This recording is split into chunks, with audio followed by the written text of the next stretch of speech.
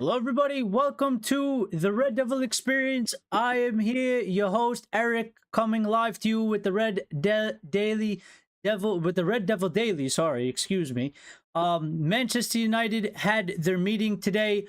INEOS, Omar Barada, Sir Jim Ratcliffe, Joel Glazer, etc. had their meeting to discuss not only about Erik Ten Hag, but other stuff going on in Manchester United. So we're going to delve into that. We're going to try and get into the information that has come out. Not much has come out, but there is some information that we could discuss. There's also some other topics around Manchester United that we can discuss today. Maybe a little bit of news will come out while we are live, so we're hoping to see if we get any further updates as well. So stick around, because maybe some things will break as we go on into the show. I hope everybody is doing well. I see everybody in the chat very active already, so that's good.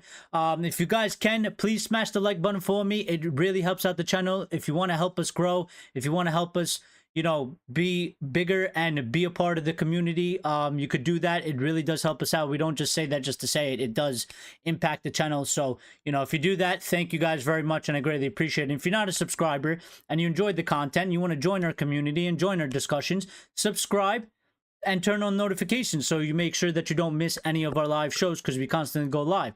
So we can go straight into the news, which is from yesterday. We had a slight update, and as I was speaking about yesterday's show about how important and how much weight Sir Jim Ratcliffe's decision has on Manchester United for Erik Ten Hag's future at Manchester United, this came out from The Athletic saying that Sir Jim Ratcliffe is believed to have the decisive say on Ten Hag's position, with Barada and Ashworth making recommendations. And that goes into exactly what I said, and as to why I believe that I still don't feel like Erik Ten Hag is going to actually survive this international break. And we're going to delve into more reasons as to why. I have my own opinion on this.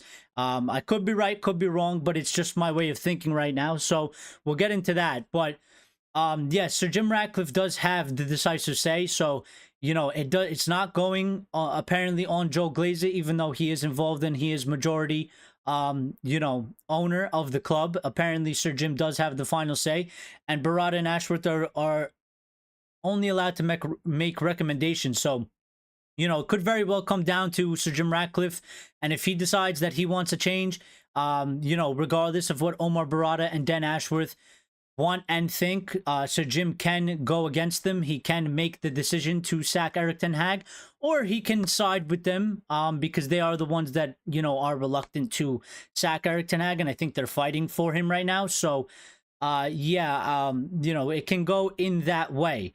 Give me 1 second, because I dropped something. All right. The following update that goes into this is that it comes from the Disco Mer that you know, Erik Ten Hag is still unsure if he will remain in charge of Manchester United. And you know, the Disco Mirror is the Disco Mirror. It's not my favorite source. They're not like the Sun per se, but they're not my favorite source. They're not, you know, one of the best. So you got to kind of take it with a grain of salt. I mean, there was reports that came out the other day saying that, you know, Manchester United or Erik Ten Hag believes that his job is secured, that he is not going to get sacked. And then they came out today basically saying the opposite. So yeah. Then we got you know, an update from Laurie Whitwell earlier in the day before, or you know, while the meeting was taking place, sometime around that time. The meeting lasted about 6 hours. So, you know, they did discuss more than just Erik Ten Hag. There was a numerous amount of topics, but Laurie Whitwell providing us this update, and Laurie Whitwell obviously more credible, and you know, we'll listen to him for sure. So he said Ten Hag is abroad during the international break, which we all know by now, but will be working. Meanwhile, his future is set to be on the agenda in today's meeting. The team's form is a normal topic of conversation between Manchester United manager and the football leadership group, but his role within that will now be debated by those at the top of the club. Should the conversation continue, it can be anticipated the executives would contemplate what an exit looks like in terms of timing and financial availability. So, Laurie Whitwell is a dude. He is a dude. So yeah, so Laurie coming with this update, and basically saying that the conversation between the manager and the football hierarchy is normal. It's a normal thing.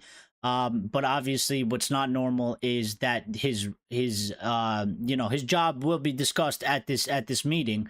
And that's why the previous update kind of is a little weird, and those updates of Erik Ten Hag feels like his job is secure, because he spoke to the higher ups and they had no indication of him being sacked. And I just find that narrative a little strange, because it's like, if they're having a meeting and they're going to discuss and then supposedly make a decision on his job, how would he be informed priorhand to the meeting, or get an indication that he's going to be sacked when they haven't sat down to actually discuss it and make an actual decision?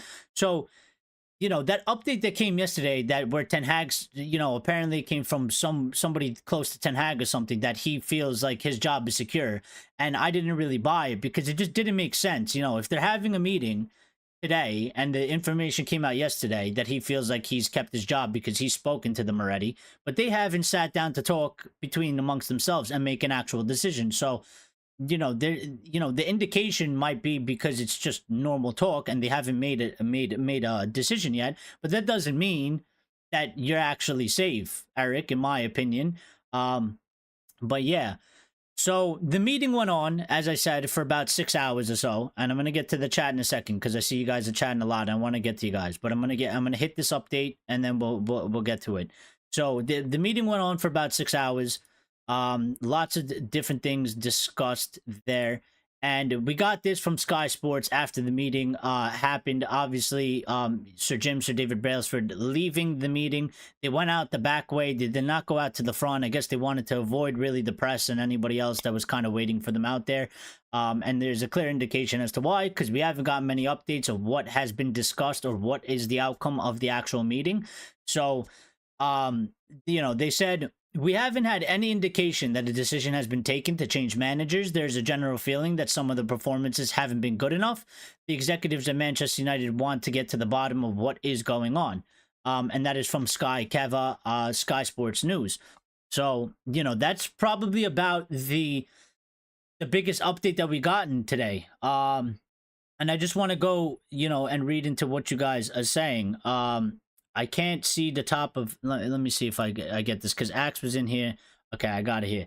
So, Axe was in here real early, before the show even started, and he said having the Glazers at the forefront, followed by Ratcliffe and co. They have metamorphed into a human centipede. A significant reduction in food consumption has already been observed at United. So, and Axe kind of trolling the news, saying an important decision with immediate effect has been taken. So, yeah, I mean, I get it. And we did discuss this yesterday. We did always say that it is a possibility that, we wouldn't get the decision. We wouldn't get the update today. It was always a possibility. I did kind of feel like maybe we would. But, we did say that it was a possibility because we are on an international break.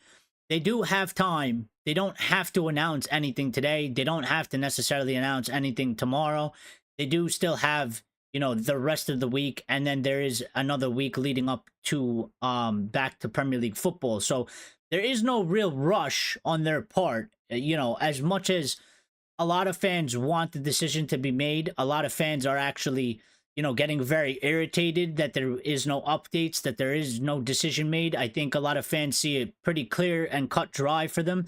That's the reaction I'm getting around from a lot of, people that I respect, that usually give good opinions on social media, not idiots and not morons that just say things for likes and clicks. I don't pay attention to them and I don't follow them, but there is a lot of respectable people that I respect and follow.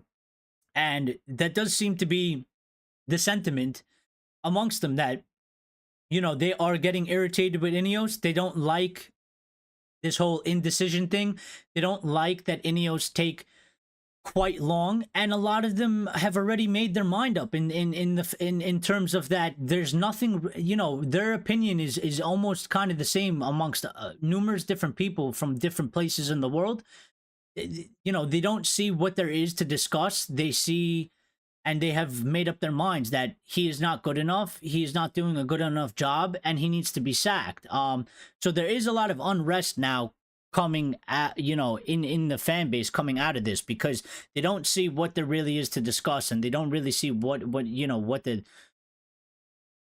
discussion you could really have. They just say, just look at the league table, look at the results, and look at the performances over the last certain amount of months, and that's all you really need to look at to make your decision. There's nothing really else to discuss. I have accounted to that a little bit. My thing is, I do understand that, while you may see it that way, in my opinion, for people leading the club, right, I view it as, I would rather have people take their time to make the best decision that at least they think is possible, and hopefully it is the correct decision, of course. But I would rather have them take their time than, succumb to public pressure, or, just act a little bit with quickness, with, kind of rushing the decision because they got to try and please the public. I don't think that's a good way to lead a giant entity. I think you always have to go in with the same approach. You keep calm, you keep, you're cool, and you overview everything as much as possible, in depth as much as possible, and then you make the best decision based off of that, and you really clear the air. Everybody involved in that board has to say what they need to say. Everything has to be taken into consideration, and then you have to make the best possible decision out of that. And I think you have to do that always. I don't think there's ever a time where you kind of deviate from that. And we did mention that, we've seen INEOS do this before. INEOS did this in the summer. They did take their time. Fans did get pissed off, and I do understand, because we are impatient people and we want things done, and we want things done with quickness. And I get the whole quickness argument, I do, because it just looks nice and it feels better, and it looks more serious, right? But at the same time, that's just not how things usually work. And there might be other reasons as to why we haven't really gotten an update, or why a decision, because I think, maybe a decision has been made, but we just haven't been let known the decision. So we're also going to get into that as well. Lyle is in here. Rajat is in here. Shout out to Rajat. Shout out to Lyle. Lions is in here. Lions, you missed the show yesterday because your buddy was linked with the club that you've been asking for, Thomas Frank, and we discussed it. And I was hoping you were going to be on the show yesterday, and you didn't make it. But he was linked, and we talked about his aura. We had a good laugh about it. I said he's got no aura to be Manchester United managers. So yeah, but what are you guys saying in here? Rajat saying Vincenzo Italiano is a great and reliable news place. Axe is saying, honestly, we don't know what is happening inside closed doors. There's a lot of noise and BS at current times. Well, that is true, but also, yesterday was a lot of speculation, and today it's very mum's the word. There's like barely any speculation. There's barely, nobody's really trying to speculate anything. Nobody's really come with any sort of updates. It's been it is actually the complete opposite of yesterday. And it kind of feels familiar to, at one point of the Erik Ten Hag saga, sack saga back in the FA Cup, where there was a lot of news, I remember, at one point, and then like a day or two after, there was literally like zero updates and zero things being said, and then the media kind of went the next day or the day after and kind of picked back up where they left off, with a lot of speculation, with a lot of just like, just almost like opinion pieces, sort of. And that's kind of, we haven't even seen that today. Anybody know where he's gone? No, I don't know where Erik Ten Hag's gone on his vacation. I think it's probably for the best. Although I would assume that, somebody will find him, or at least is trying to find him, because they want to take a picture of him eating dinner, which is, I always find absolutely ridiculous. The man's on vacation. Let the guy eat dinner with his damn wife or whatever, But, well, why you gotta go take a picture of the guy eating dinner with his wife, or, regardless of whatever the situation is. Lyle saying, in my head, I had a blonde lady. He's talking about Lori Whitwell. I mean, it could very sound like a blonde lady for sure, but it is a gentleman. It is a man. No sexy blonde lady.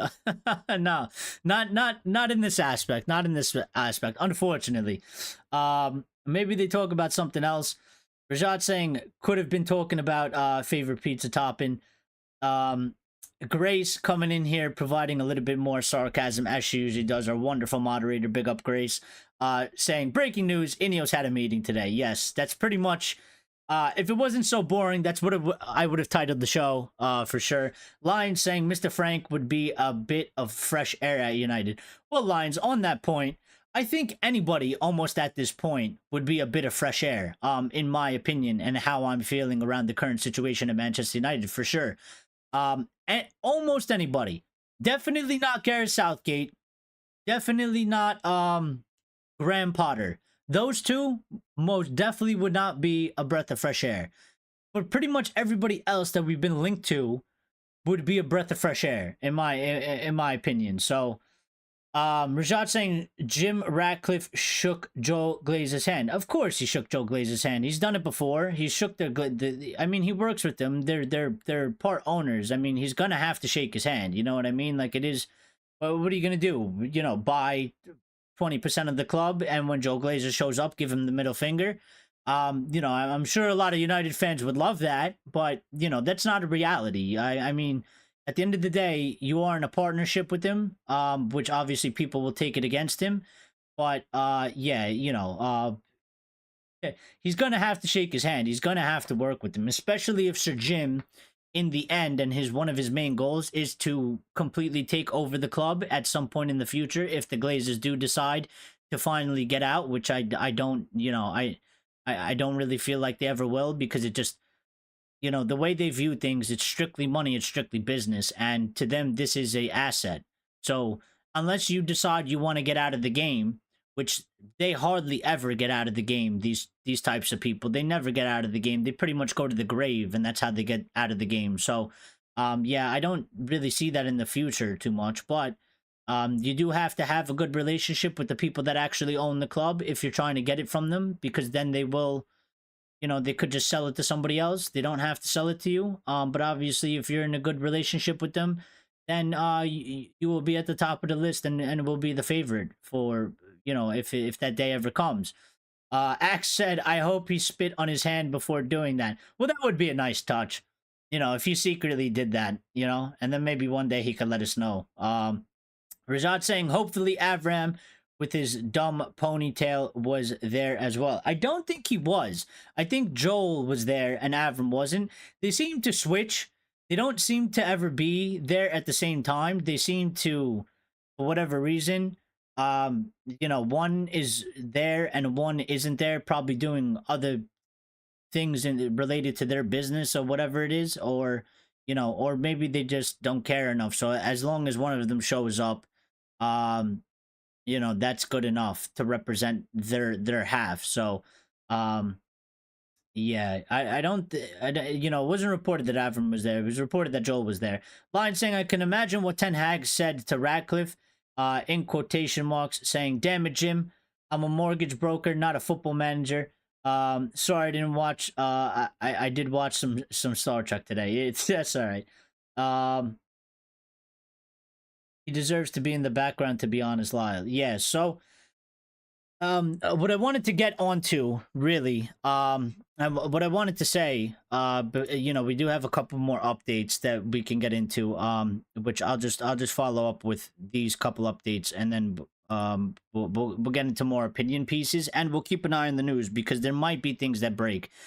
Sometimes they're weird and they release stuff really late for what I say is the UK time, which I never really understand, but they do it. So Jamie Jackson, which we talked about him yesterday, and he is very credible, and we do listen to him, came with the update about an hour ago saying no clarity has been offered regarding Erik Ten Hag's future at Manchester United following the summit meeting of the club's hierarchy, during which the Dutchman's position as manager was discussed. Ten Hag could still be sacked in the coming days. And I'm going to give my opinion on that in a second, but We also had update from Laurie Whitwell as well, saying if Manchester United do part ways with Erik Ten Hag, Ruud van Nistelrooy has been touted as the possible replacement on an interim basis. Thomas Tuchel's availability may be a point of discussion, but no approach has been made for Thomas Tuchel. So again, we talked about this yesterday. We talked about how, you know, the news coming out surrounding Thomas Tuchel was being pushed from Thomas Tuchel and his camp. He's basically making it known that he is willing to come back to the table. He is willing that, you know, he still has interest in the job. He would be willing to sit down at the table and discuss again with INEOS about taking the job. So that came from his side. There has been no contact from Manchester United side as of this point, as we know right now. And, you know, if there were to be contact made, it would either, you know, have happened either, you know, probably around this time after the meeting or later on in time, if that is something that is going to happen, depending on what INEOS actually decide to do with Erik Ten Hag. The other Tuchel update we had came from Melissa Reddy, basically saying as well that Manchester United have not made an approach to Thomas Tuchel. Erik Ten Hag is under the impression that he retains the backing of the club's hierarchy ahead of their summit and has not been informed any differently. And again, my thing to that is why would Erik Ten Hag be informed differently when they didn't have the meeting yet? Obviously, the decision and, you know, the decision on his job is going to come out of that. So how would they be able to inform him if they didn't sit down and talk about it and make a decision? So to me, that piece in that update is pretty much just useless, and it doesn't mean anything, because they can talk to him like everything is normal, and he can believe that, you know, and he can be under the impression that he retains the backing. But that doesn't mean that they don't go into the meeting and decide that he will be replaced and he will be sacked. So, like, you know, that piece to me means absolutely nothing.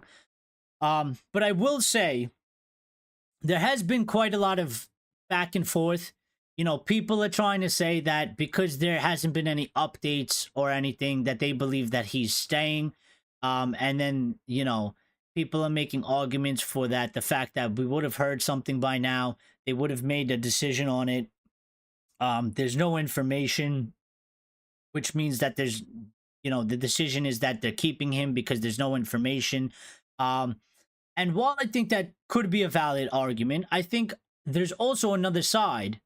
You know, there's also another side to that, because I think you could look at it another way. Now, you know, while that could be true, the other way that I kind of am looking at it right now is that, number one, we did say that, you know, there was always the possibility we weren't going to get any sort of confirmed decision, like statement coming from the meeting saying that he is safe or he is sacked, because, again, they still have time. There's no need to, like, they don't have to give it to us today. Even though we want it today, even though we think it should come today, in reality, they don't have to say anything today. They have they have at the minimum the rest of the week. Now, if they have the rest of the week, the other way you could look at this situation is maybe they went into the meeting today, and if they reach the conclusion that they will sack him, right? Number one, I think we've gotten no updates because they haven't briefed anybody. If they haven't briefed anybody, it could be for the reason that, you know, let's say they have decided to sack him. They might not want that information released right now, because if you do sack Erik Ten Hag, there is more of a process that needs to follow up after you sack Erik Ten Hag than there is if you keep Erik Ten Hag.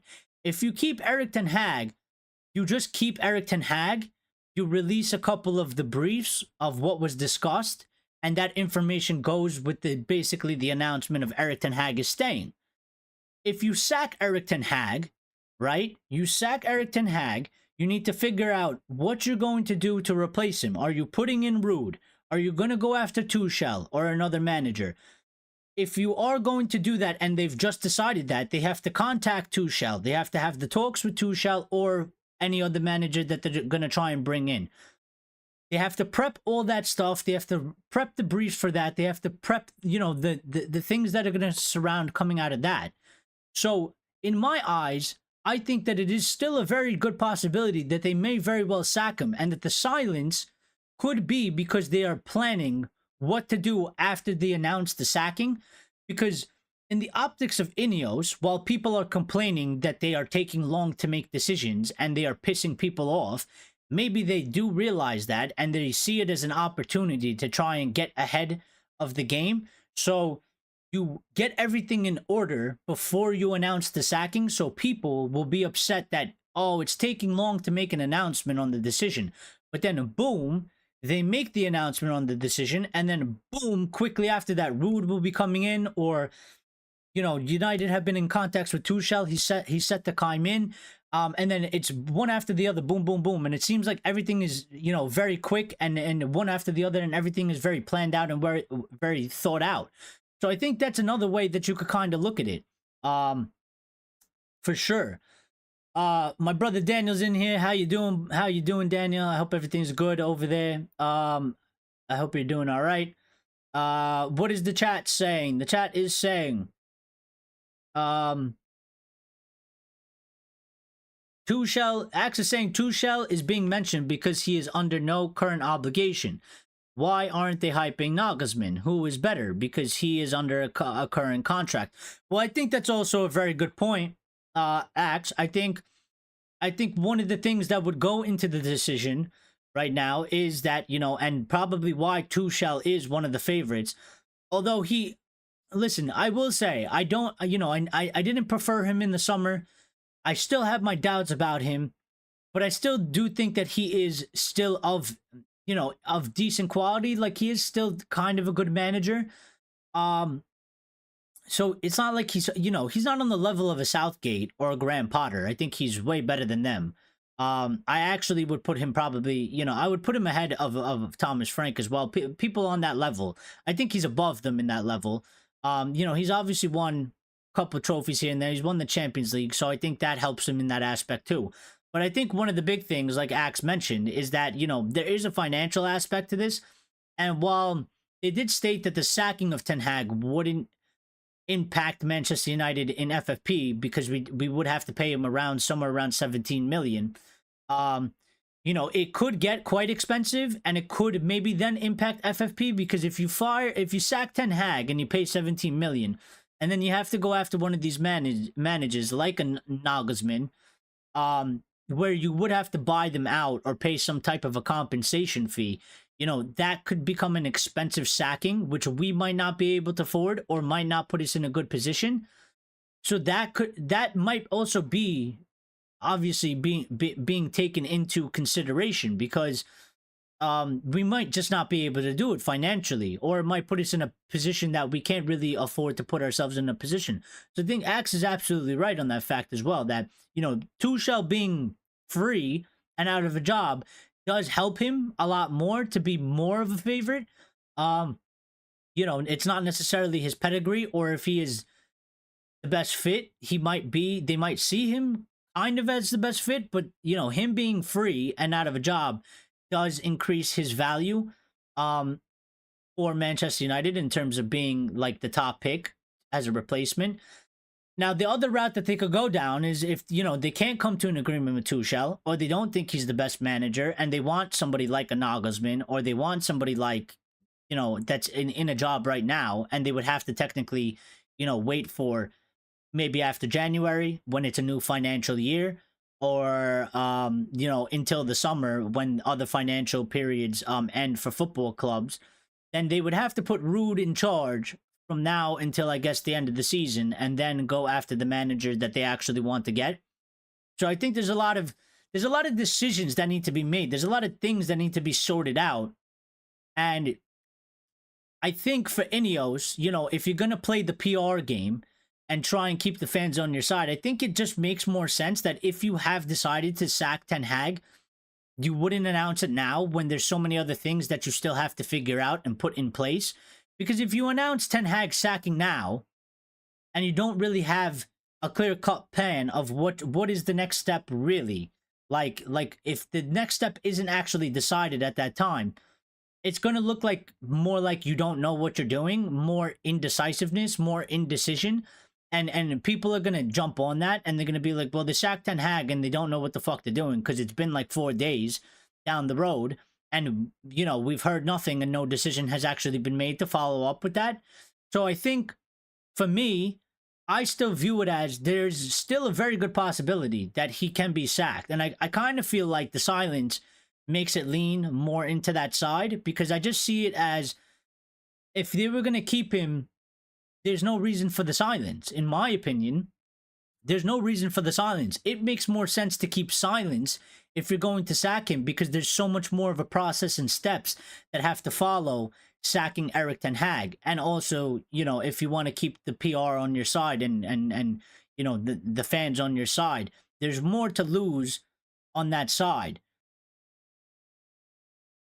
by not having your plan fully set up. But if you're just going to keep him, you're just going to keep him. Nothing really changes. You just put out the brief of what was discussed and why or what kind of led to that decision, and then that's the end of the story.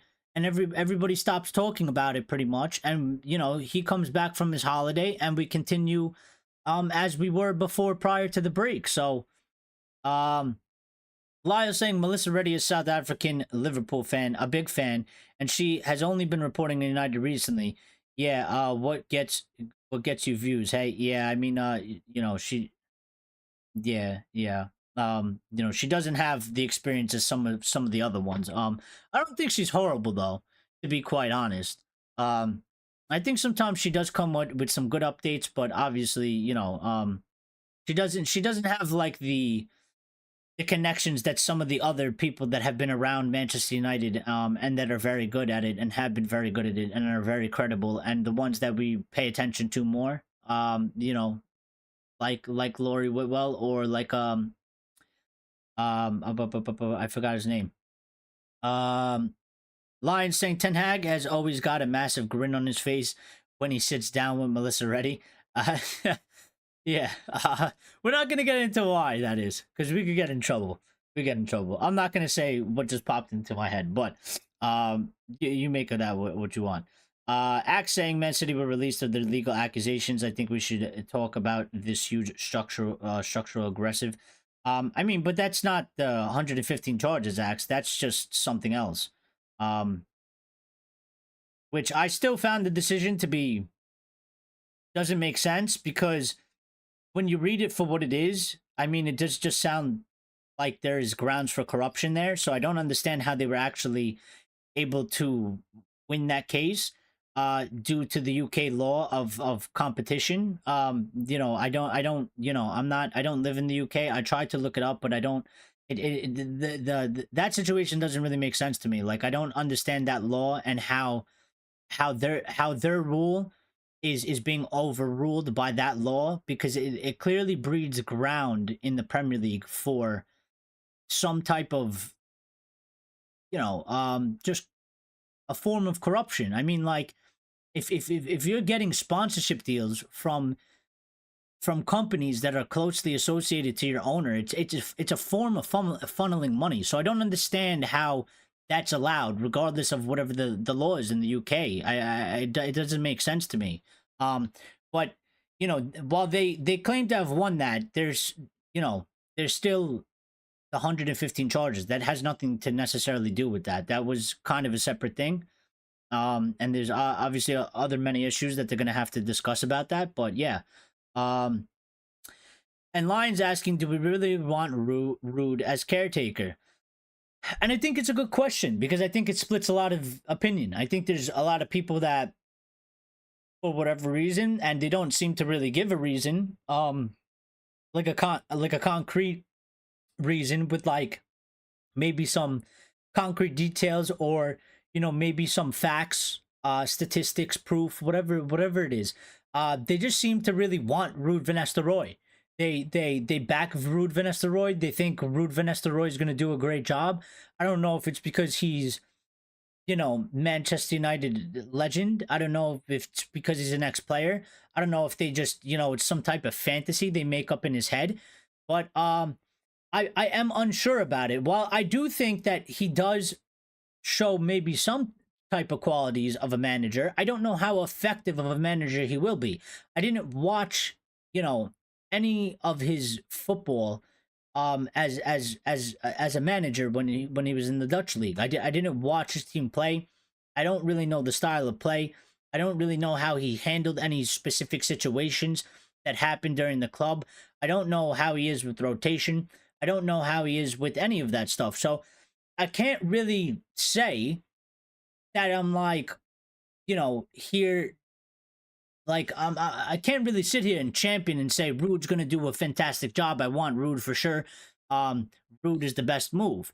I think change is a good move in some sort of way, but I don't know, what's really going to be the best outcome. I mean, we could get Ruud and we cannot win, 7 matches in a row with Ruud in interim. We could get Ruud and he could win 7 matches in a row, or it could be somewhere in the middle of that. Or he could do average, he could do okay, he could do better than people expected. There's a lot of question marks about Ruud, and I think rightly so, because he doesn't really have the experience in terms of longevity as a manager. And we don't really know what we're going to get from him. Now, I think, some people look at it and they're like, well, he understands Manchester United, so he should be able to do a good job. And I think that's kind of stretching it a bit. We had Solskjaer, and we all know how that story went. And it was good, then it was bad, then it was decent, then it was just a disaster, So that doesn't necessarily mean anything anyway. But yeah. I don't know why the chat, it always skips the chat. It's really annoying. Because I lose my spot and then we lose the flow of the show. Axe is saying, I'm just saying, that there may be nothing going on with Tuchel, or that we have become a club able to attract only free agent managers.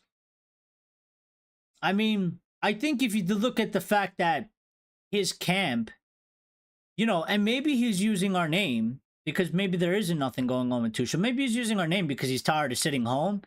And maybe he's trying to get, maybe if there was a club out there kind of thinking, even though I don't think there's really any available jobs, because it's still early in the season. Nobody sacked their manager. So I don't think there's anywhere for him to go or go down that route. But, there could be a possibility that, his camp is pushing that out because maybe there's somebody, another team out there that maybe they were thinking about it. And maybe it'll kind of push them into offering him a job. Or maybe he really does want the job and he's, making it known that, hey, I'm still interested. If you do make that decision, let's chat, let's talk about it, and let's see if we could come to a decision. Because obviously Manchester United haven't made any contact according to the reports, but it seems like Tuchel is still very interested in the job, and Tuchel wants to take the job. If the reports are true. Axe is saying INEOS trying to keep me on their side. Really, INEOS, F off. Yeah, I mean, not somebody like you, Axe. I mean, because you don't like them, but there's, a large amount of people, in the fan base, millions and millions of people. And I think the majority right now, Axe, I think the majority of the fan base, they do back INEOS, and they do like INEOS so far. And I think they're trying to keep them on their side. Yeah, so, obviously there's people like you that they don't like INEOS, they don't want INEOS, they don't respect INEOS, and that's fine. But I don't think they're really worried about people like that. Or maybe they will try to win you over at some point. But some people can't be won over, because their mind is made up, and it is what it is. But Lyle saying that her voice is like nails on a chalkboard, talking about Melissa already. Axe is saying yes, but you are also looking at things from a desirable perspective. If they won't change Erik Ten Hag, then there is no need for them to speak about it. Occam's razor, and I do know about Occam's razor, and that is a good point. That is a good point. And I think, yeah, I do agree with that in another aspect, because that is also a very good another possibility. I would kind of say to that though. They did promise us better communication. So I just feel like, why wouldn't you update us? Obviously, they are well aware that, the fans are very unhappy. Majority want him sacked. They want him gone. There's a lot of controversy surrounding it. There's a lot of speculation around it. So if you're going to keep him, and you've made the decision. Why wouldn't you? Why wouldn't you just shut it all down by saying that he's gone? Um, but there's also the possibility that maybe they didn't make a decision today. Maybe they, discussed it in a large portion, and maybe they said that they'll continue on the conversation in the next coming days, and they'll do it over, you know, the phone or whatever, a conference call over the phone or something like that. Um, that's also a possibility. Axe saying it isn't about the 115 charges. No, that it was something else. For Manchester City, it was something else that they're not. Even if it was, for example, part of the 115 charges, there's still another 114 charges. But as from my understanding, what I was reading and seeing people say is that this was kind of sort of separate to the 115. And this was something else that was challenged that the Premier League kind of did to Manchester City, where they stopped them getting 2 sponsorship deals. So it wasn't necessarily charges that were brought against them. This was something else that happened between Manchester City and the Premier League. So, a lot of people say it's an indicator to the fact that if you can't win that, they're not going to win the legal about it, the legal cases of the 115 charges. But I think that's to be seen.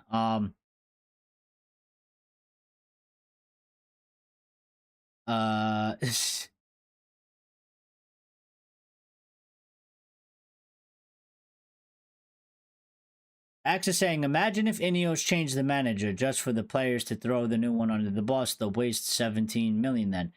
I mean, it is a fair point, but my thing would be they can't make that mistake. If they're gonna do a good job, Axe, and if they're gonna succeed, because maybe Erik Ten Hag, regardless of the players, I think maybe Erik Ten Hag does have to go. Maybe he just was never. Maybe he just never was the right pick. I mean, he was picked from the old hierarchy, and of course they decided to keep him on. And whatever they had their reasons, and maybe it was easier for them to do so. Maybe it was some of the public pressure that the majority of the fans wanted him to stay. Which I think is a mistake because they should never really bow down to public pressure. But maybe he just does have to go. But I would, we don't know what they know, what actually goes on behind the scenes. So I would say this, like, if they do sack Erik Ten Hag, they need to be very well aware, and they need to be, not naive that, if there are players that are throwing managers under the bus, and it is something that is known about, even if you sack this manager, you then have to, like, do the job to make sure that it doesn't happen to the next one. And what I mean by that is you remove them from the club. You get them out of the environment. You remove them from Manchester United. So, while they can't remove these players right now, and they can change the manager, that is the only current option that we can really do at this moment in time. The way they can handle that is you change the manager and you get the new manager, and then you make sure that any of the players that threw Erik Ten Hag under the bus, if they have thrown Erik Ten Hag under the bus, you make sure that they are no longer part of the club when you get to the summer, and you remove them. To me, it's that simple. Now, if they don't know that somebody's throwing them under the bus, maybe it's a little bit harder to determine because maybe they're not so open about it. Maybe they're, maybe 1 or 2 players are very sneaky. Maybe they keep it to themselves. Then that's more of a problem. But I think you would be very well aware, especially behind the scenes, of what goes on between the manager and the players. Ray is in here. Shout out to Ray.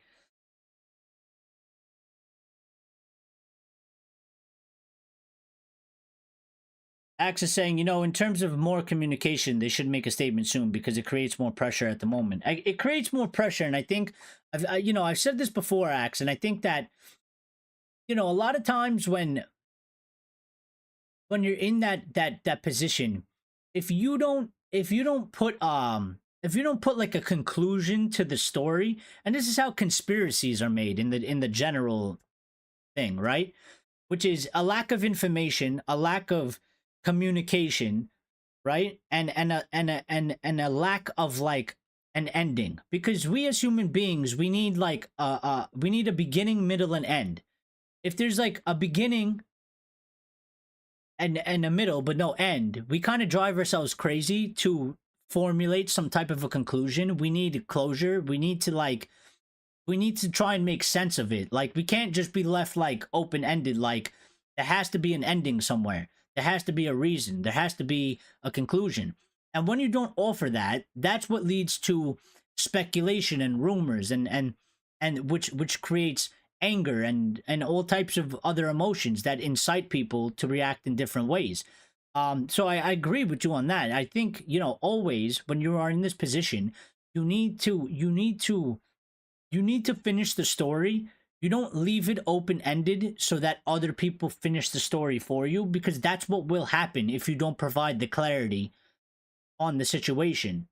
Because if you don't provide the clarity, somebody else, a news outlet, a journalist, fans themselves, people will start concluding the story themselves. And then it's a lot of inaccuracy, because nobody actually knows other than the people, that it involved. So it leaves a lot of speculation, and I think it leads to a lot of chaos, which I never really like. I always, I think the best thing is to just give it to us straight and make the conclusion from your end. That way, we can talk about it, we can discuss it, we can give opinions on if we think it's the correct decision or not. But there's no speculation into like, there's no conspiracies or outlandish things being made up, thinking like, oh, but they did it because maybe this, or they did it because of that, or whatever it is. They have to like give us what the actual story is in detail from the beginning to the end.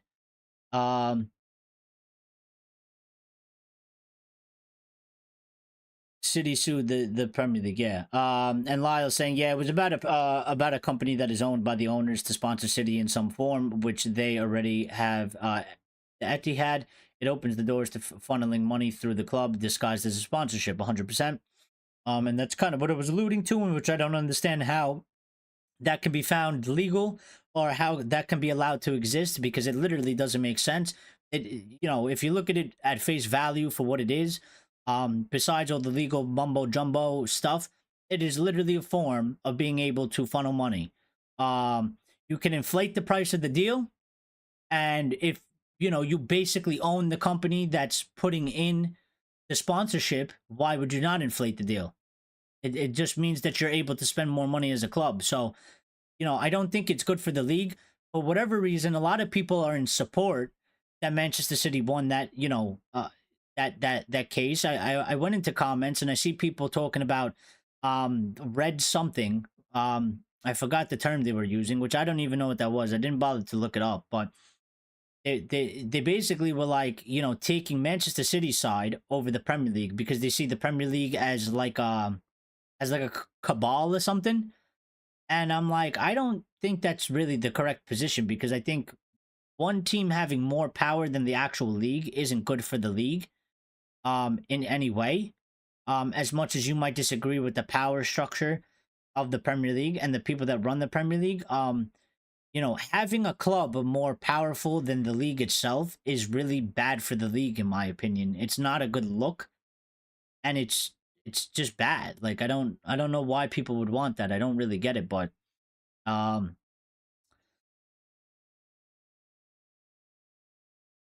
it goes above and beyond the normal investing into the club. So for PSR, FFP, they can bring all that cash in as revenue and allow them to spend it as much as possible. Yeah, and it just doesn't it doesn't make sense how that's really allowed. If you just read it, even if you don't understand the legal terms, like just on face value, that thing doesn't make sense. I don't understand how the ruling went in that way. It's a clear grounds for corruption. It's a clear grounds for funneling money and getting around FFP and PSR. Like, it just doesn't really make sense at all. Let me check to see if we got any updates, which I don't think we did. Might have.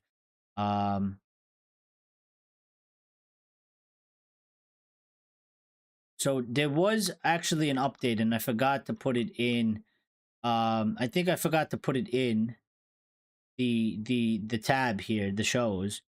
Um, so I'll give two more updates, and one update is on Harry Maguire. Now we talked about Harry Maguire the other day, right? And unfortunately, Harry Maguire has confirmed himself that he suffered an injury and will be out for a few weeks. So we do wish Harry Maguire a quick and speedy recovery. I do feel bad for the guy. You know, um, he doesn't deserve to miss games. Especially due to an injury, because I think he's played well, especially in the last two matches. He saved Ten Hag's job essentially in the Porto match. Still in my opinion, and he also did well against Aston Villa and had to come off. So um and he's commendable for all the things that he's gone through and everything like that. So really, I wish him a speedy recovery and hopefully he's back. But he did say that he's frustrated to pick up the injury at the weekend, and it will be a few weeks on the sideline, but he'll come back stronger. So, yeah, I mean, he gets it. He does get it. Which I think is kind of a remarkable story, because we did really, the fan base really did question his mentality. They questioned his attitude when he was the captain. Um, we kind of said, that he was weak, that he wasn't captain material. And, I don't know why maybe it was just the pressure of the captaincy that really messed him up. I mean, he also had that whole thing with Greece, the Greece incident going on, and maybe it just wasn't a good period for him in his personal life. But I mean, the stark difference in the way he's been handling himself since he's lost the captaincy to when he's had the captaincy, it's like he's a totally different person. Like, I don't feel like we saw this really from Maguire when the armband was actually on his arm. But after, he he just seems like one of the most resilient and toughest people that are at the club. He almost pretty much embodies what, a Manchester United player used to be in a way. And I find it a little bit strange, because I was, it's like, why didn't we really see this side of you when you had the armband, which made us question why you had the armband and why many people said that you shouldn't have the armband and you shouldn't be, the captaincy. And I was in that, but that was the majority of the fan base at that time. The majority of the fan base was, saying that, including myself. And the way he handles himself now is totally different. You know, so it is kind of a surprise to me, but that dynamic. But I do commend him for it, and I'm here to give credit when I feel like you deserve the credit, and I think he absolutely does deserve the credit. Um,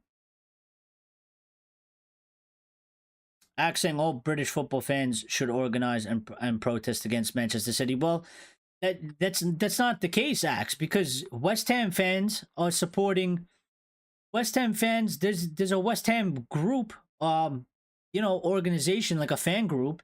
They came out on social media yesterday, and they made an announcement to Manchester City fans saying that they stand with the Manchester City fans and they go against their club because West Ham is against Manchester City. So, I don't understand. I don't understand that. I don't understand how people can actually side with them. I don't understand why people are actually supporting Manchester City over the Premier League. I don't get it. I don't think it's a good move for Manchester City to win and beat the Premier League and basically become bigger than the Premier League. I think that's a very dangerous thing. I think it's very bad for the league, and I think it's very bad for the rest of the clubs. And just to go into that, witnesses for that case where Manchester City did win that decision against the Premier League, Newcastle was a witness for Manchester City. Everton were a witness for Manchester City and were on their side. And there was another club also that I can't remember off the top of my head. But I think Newcastle is obvious because they're owned by Saudis. So that's obvious. They're going to support them no matter what. They can commit a genocide and a massacre, and Newcastle will still support them because that's obviously just always going to happen, which I think is also another conflict of interest and absolutely insane. And I don't know, what route the Premier League is really going down as of right now, because seems like it's getting very, very messy in a lot of different areas. So, and then Everton, they just seem to hate the Premier League because they keep getting deducted points.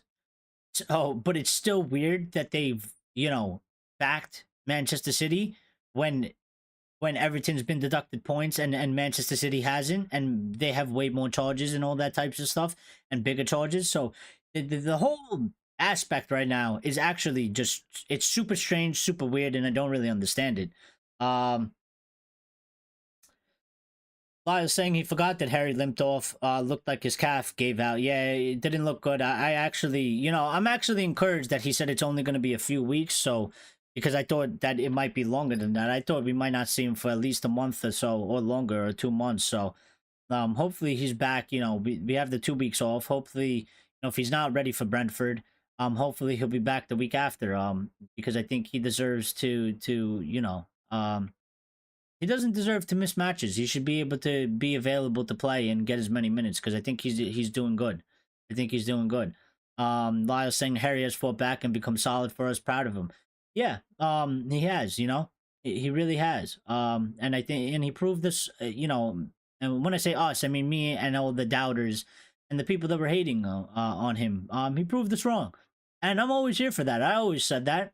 I will criticize, I will say things, I will take an opinion if I don't like this player or whatever. But there's always redemption for you, at least in my eyes, but you have to show me something. You have to do something.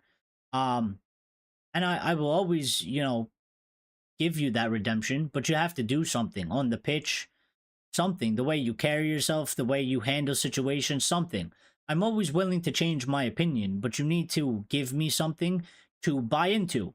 If I'm doubting you, you have to give me something to buy into. I need to see some type of proof, and you have to win me over a bit. Like that's what it is. It's like you have to kind of prove to me. You have to win me over. Like, I'm doubting you, I'm hating on you. Win me over. Do something to win me over, and I will back you. No problem. No problem. I'm not gonna sit here and be like, oh, because I hated Maguire, I can never like Maguire. And now, even if he does good, I can't give him credit. Like, that's, so stupid to do. And there are people out there like that, which I think is unfortunate, because I don't understand how you go through life like that. But there are people like that out there, unfortunately. So I tend to really avoid those people, because it's just nothing good comes from them. And they seem to be very miserable people anyway, in general. So Axe saying, it can be the same with Erik Ten Hag. I mean, no losses and win with Chelsea, and the fan base may uncancel him. I'm just saying, saving 17 million in team structure. And it can. I don't feel like that right now, Axe. I don't feel like that, and I don't really see it, but that doesn't mean that it can't happen. I think, you have to always be kind of open to all possibilities. And if there is a chance, there is a chance. And I think there is a chance. Like, if he does keep his job and he doesn't get sacked, right? What happens if we restart and we win the next 3 matches in a row? I don't see it happening, but what if he does it? What if he does it? Because there was many people that didn't give him a shot to win the FA Cup. There was many people that didn't give him a shot in the first season to finish 3rd. And win a trophy in his first season, but he did it. So there's always a possibility, for sure, especially if he's still in the job. There's, of course, a possibility. I just don't think it's likely, but I could be wrong. I could be 100% wrong, and then he could prove us wrong. You know what I mean? He could go win 3-4 games on the bounce. Maybe he gets 2 wins and a draw or something like that, and maybe things start to turn around at that moment. I just, at this moment, I'm just very dejected about the situation. I'm tired of watching the team play the way we are. I'm tired of the results. I'm tired of the poor performances. That's all it is. And I just, I don't see it, but it is a possibility. It certainly can happen. So I do believe, that it can happen if he is afforded the opportunity, but I just don't see it happening. And I still lean towards the fact that we probably need to change. We probably need to change, because I don't think there's, I just don't, I don't feel that way for whatever reason. And it's probably because of all the things that I just mentioned before. Um, Ray saying United supporters make a lot of players um scapegoats. Um, I mean, yeah, yeah, but that yeah, but that comes with the job though. That comes with the job. You have to listen. Part of that came because he was putting in shit performances, right? He was putting in shit. Like, let's not forget the performances he was putting in at that time did not help his situation. It's the shit performances on the pitch that led to that whole toxic situation and people hating him and people, absolutely destroying him and his character. Now, I never took it to a personal level. I just, was like, he needs to be not the captain and he needs to be taken out of the fucking team. And then the other part of that was it's not also his fault that Solskjaer made him the captain and then wouldn't drop him. You know what I mean? The fact that Maguire was in the starting lineup every week, it was falling on Maguire because people were tired of seeing him and tired of seeing him put in shit performances. But at the same time, part of that's not his fault because Harry Maguire didn't pick himself. The manager kept picking him. And it's kind of a similar situation of what's going on with Bruno right now. People are getting more pissed off at Bruno because Bruno keeps getting picked, but Erik Ten Hag made him the captain, and Erik Ten Hag refuses to drop Bruno Fernandes from the squad because he is the captain and he is his captain. And when Bruno goes on the pitch, Bruno has a shit display, and everybody starts attacking Bruno even more because people are tired of seeing him put in bad results, and people are tired of seeing him starting.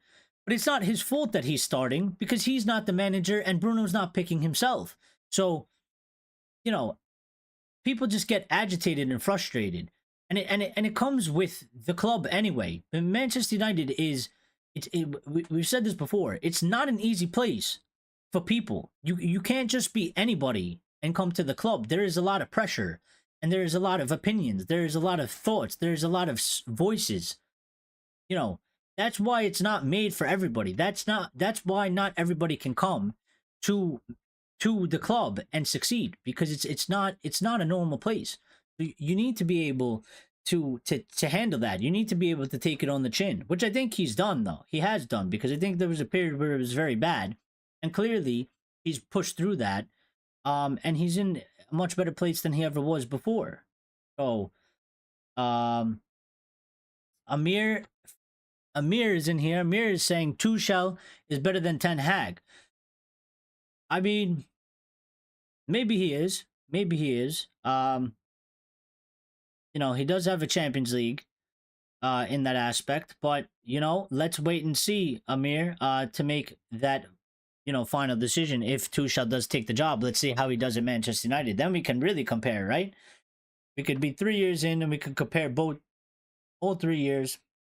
Obviously there'll be some differences and stuff like that, but let's see what happens. I think there's arguments for he's better. I think there's arguments for he's not. I don't really know how to feel. I think Erik Ten Hag coming from Ajax at that moment, I would have argued that I like Erik Ten Hag a lot better. I think the things that we've seen happen at Manchester United from the second season into this season makes me question that, certainly. And maybe I do feel like now that Tuchel maybe is better than him in a lot of aspects and a lot of different things. I think Tuchel obviously still has his faults and Tuchel still has his problems as well, just like every manager. No manager is perfect.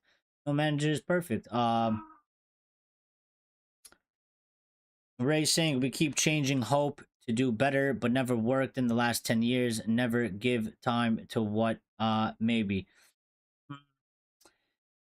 But I think they did. Listen, I think even in the past, right, there was other circumstances. I don't think it was necessarily a lack of time because each manager has gotten about 3 seasons.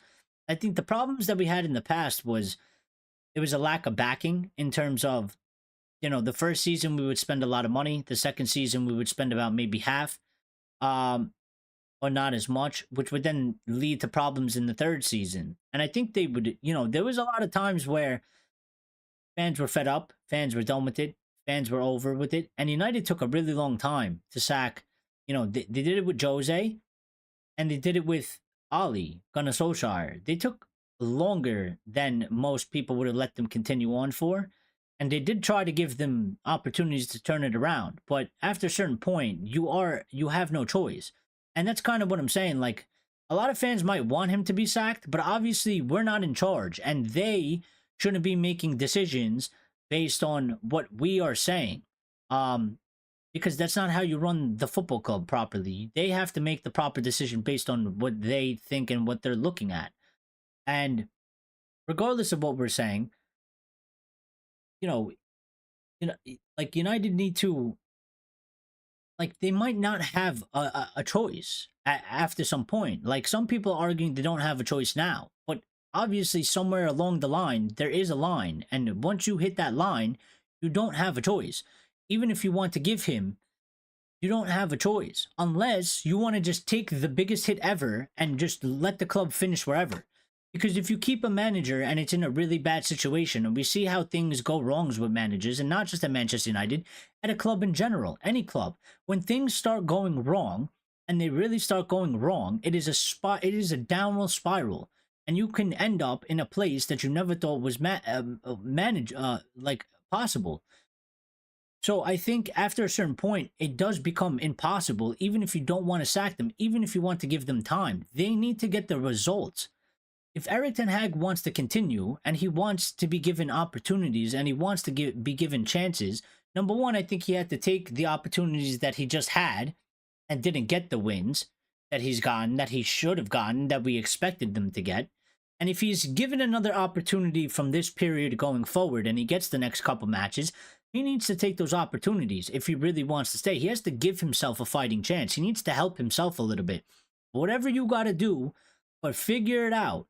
Because if you don't get the results, if you don't get the win, you leave the people no choice but for you to be sacked. Because Manchester United can't be in 17th place and say, oh, but we just got to give him some more time.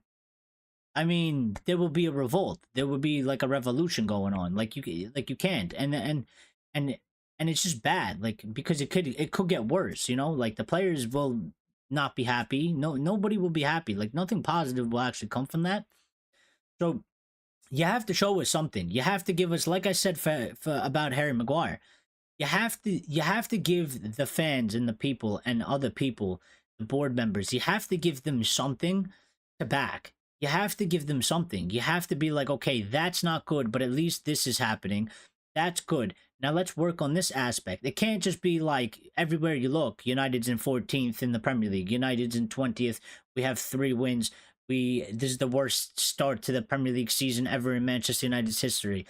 Look at the statistics over the 14 months and the performances. We are literally performing as a mid-table club. Like, there is no aspect of the club right now in any aspect that you would say, okay, that's good. We're doing good there. Let's hold on to that. We'll back this, and let's try and sort out these other problems. And all we need to do is sort this out, and we'll be in a better position. We are in a mess. We're in a mess. And the only way that he can help himself right now is go and get 3 points in the next match, and then get 3 points in the next match after that. That's the only way he can help himself. Amir saying Tuchel is the best replacement. The energy in Thomas is adorable. Amir basically saying that Tuchel has got that aura. He's got that aura around him. Sani is back. Sani is here. Sani, it's been a while since you've been in here. Saying, wow, my friend, you are back. I'm very happy. Long time. Latest just sacked the manager. It doesn't qualify to coach Manchester United is the big crap. Yeah, so good to see you, Sandy. It's been a while. I was kind of wondering what happened to you. I know I went missing for a little bit, a couple months ago, but I did come back, Sandy. I've been here for a little bit now, so yeah. Lion saying, but if they don't sack him, won't the supporters lose faith in the leadership team? They will. They absolutely will, Lions. I believe so. And it is a gamble that they're going to have to take. That's why it's not necessarily, a lot of people are like, well, what is there to discuss? Well, maybe from your aspect as a fan, you've made your mind up in your decision, and you don't have necessarily anything to lose from saying, Ten Hag is shit, kick him out of my club. It's the end of the story, and you said it, and that's it. For INEOS, there's implications. Number one, what if it's not the right decision, and the person they bring in either is worse, about the same as it is now, or not any better? That goes on them. They have to deal with those implications. What if, they decide to keep him and it gets worse or it doesn't get better? That's also going to go on them. Like there are, for them, it's implicated either way. It could be a lose-lose, a loss-win, a win-win. But they do have certain implications on them that, but I think they will, like, especially in the immediate future lines, like, obviously, if they come out tomorrow, because I don't think we're getting any updates today, but if they come out tomorrow or the day after, whatever, and it's said that they decide to keep Erik Ten Hag, you're going to see a shitstorm of United fans, very, very unhappy. You're going to see a lot of people talking shit about INEOS. You're going to see a lot of people question their leadership and stuff like that. And that might be for the near future, because it all depends on what happens after that, Like, they could be unhappy in that moment, but like we said, what if he does turn it around? What if things do improve? Then, people might look at it differently and be like, well, INEOS made the right choice. It was good that they did that, and now we support them again, or anyway. Or it could get worse than what it is, or continue to be just as bad. And then, it's going to go on INEOS even more. And then be like, look, they fucked up. They're incompetent. They made multiple mistakes already. They don't know what they're doing. They're bad. So it is a gamble, which is also why maybe they're not rushing into a decision, because they really want to get it right, and they need to make sure that they're going to make the correct decision. And maybe they're very split on what is the best decision. So, Amir is saying Tuchel is no different from Erik. He won't change anything. But you just said that he's the best replacement. Amir, I'm confused. How can you say he's the best replacement, but then he's no different from Erik and he won't change anything? If he's no different from Erik and he won't change anything, then clearly he's not the best replacement, Amir. I'm confused, Amir. You're confusing me. You're confusing me. Axe is saying toxic question. I'll be the judge of that, Axe. Pogba suspension has been reduced to just 18 months, and he will become a free agent soon. Would you take him in, considering the midfield problems that United has? Absolutely not. Absolutely not. I don't want Paul Pogba back at the club, anywhere near the club. No, I'm over with that. And I'm, it's not just really a Paul Pogba thing. I'm like that with anybody. I don't want anybody. Once you're here. And there was only the exception for Ronaldo, and we've seen how that went as well. It was good at some points. It ended horribly. And I think Ronaldo is probably the only exception, because he is an exception as a player. But for me, once you've come to Manchester United, when that curtain closes, whenever it is on your career, and you leave the club, as a player or as a manager, you should never come back. It's in the past. It's done. It's history. We had our time. We've moved on, and we're not revisiting the past. We're not going back to round 2, round 3. Every time they link us to Memphis Depay, I cry, because I don't care if he got better since he left us. I don't care. I don't want. He had his time at the club. It didn't work when he was there. I don't want to try to see if it works again. I'm over it. It was done. We parted ways, and that's it. So for me, I want Paul Pogba nowhere near Manchester United. I also think Paul Pogba is super, super injury prone. And part of that might be because of us, because of our medical team. But I think there's a lot of problems around Paul Pogba. I think there's stuff that we don't need at the club. And I think as of right now, just bring 1 or 2 of the youth in. Just play Collier. Just play Gore. Have him come in as backups or whatever, because I don't think Paul Pogba will help. I don't think he will really help. I don't think he had such a good time in the Premier League anyway. I wouldn't want him. I wouldn't want him. Absolutely not. And I don't think it was a toxic question, Axe. I think that's just a question. Rajat saying Thomas Tuchel is average. May have great CV, but he doesn't bring up or develop youth. And I think that's also a good point. And gets into fights with players. So no. So Rajat's against it. Yeah, and that's what I'm saying. Like, while he might have like good tactics or maybe a style of play that people like or whatever it is that they like about him, like I mentioned, that, no manager is perfect. Every manager has faults about them. There's going to be issues with Tuchel, just like there's issues with Ten Hag, just like there's issues that were with Ali, just like there was issues with Mourinho, just like there was issues with Louis van Gaal, just like there was issues with, I mean, there was a lot of issues with David Moyes, but just like there was even issues with Sir Alex Ferguson. Sir Alex Ferguson wasn't no perfect man. Sir Alex Ferguson made mistakes. Sir Alex Ferguson was sometimes intolerable. Sir Alex Ferguson was sometimes difficult to work with. Same goes for Pep Guardiola. Same goes for Mikel Arteta. Same goes for, any manager. There's good and bad for all managers. So, who is the best candidate? I don't know. I will say whoever does the best job, or whoever is most likely to do the best job, whoever fits the players we have, whoever comes with the best identity and style of football, and whoever can best implement that identity and style of football. I think that's something that we really want to see, and I think that's something that we need to see at Manchester United. We need to see a modern, like, it has to be good. It can't just be, that old Spurs adage of, well, we don't win anything. We finish, sixth or whatever. Obviously, they've been doing a little bit better under Ange, but in the previous times, they used to finish like eighth or some shit. But they'd be like, yeah, but we play good football. It can't be that. It has to be good, but it has to lead to results, and it has to lead to being competitive. But whoever can bring a good attacking style of play, and whoever is the best at being able to implement that with the players we have, and creating that sort of identity along with INEOS for Manchester United, so that we have a real identity, we have a strong identity, and we can play in a set style of way that delivers results on the pitch.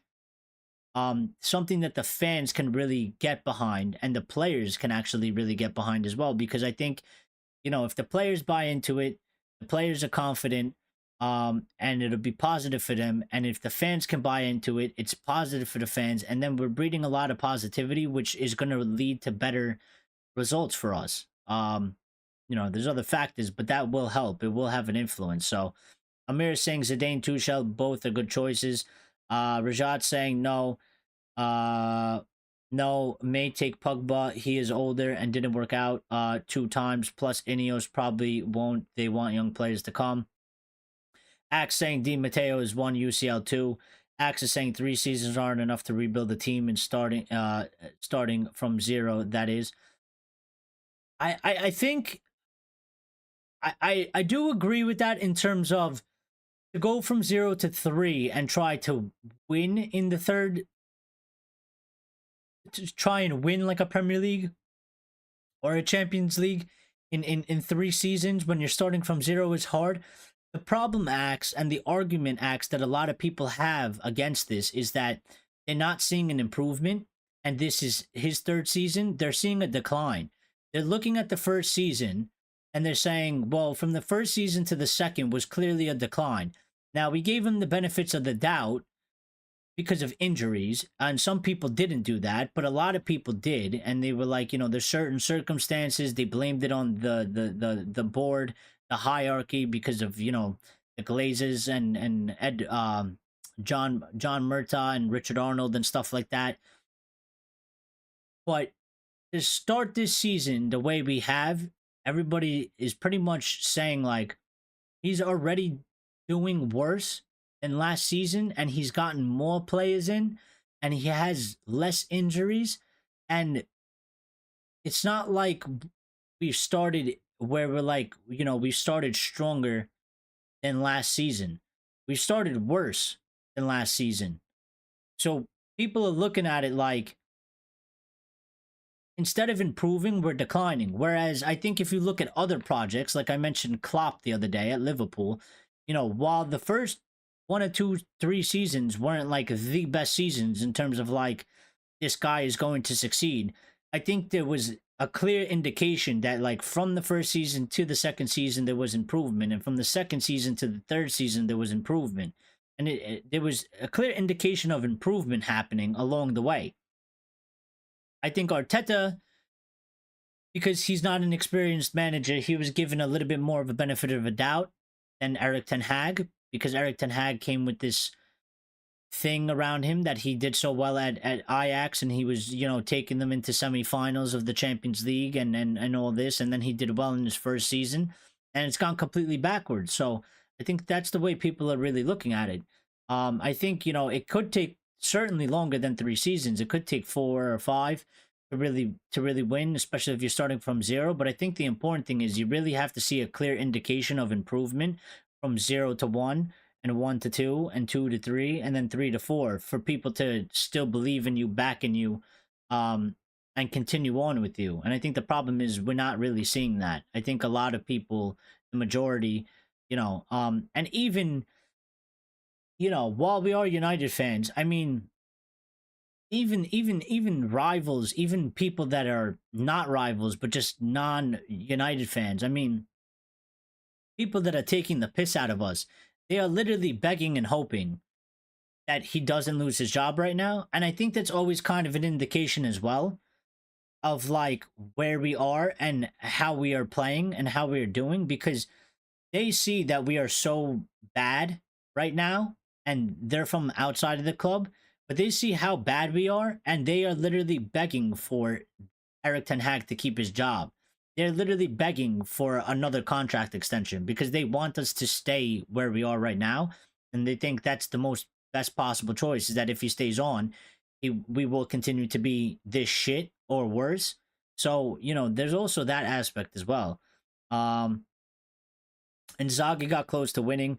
It's still early in the season, so he can turn the page. Who is going to know? He can technically. I don't believe it, you know, at this moment, and I don't see it, but I don't dismiss it. That, you know, it's, you know, as long as he's there, there is a possibility up until obviously a certain point, but it is still very early too as well. So, Rajat saying if they sack him, Erik Ten Hag fans will be unhappy. If they don't sack him, he is going to reflect badly on INEOS upper management board level.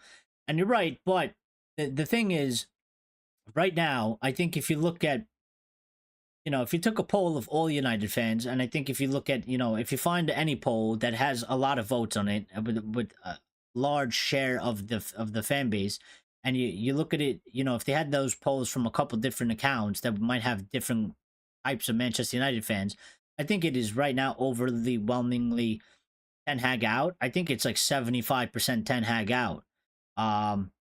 So while, you know, if they do sack him, they will make Erik Ten Hag fans unhappy. They're only going to make about 25% of those people, like only 25% of the fan base is going to be upset. Whereas if they don't sack him, they're going to piss off 75% of the fan base.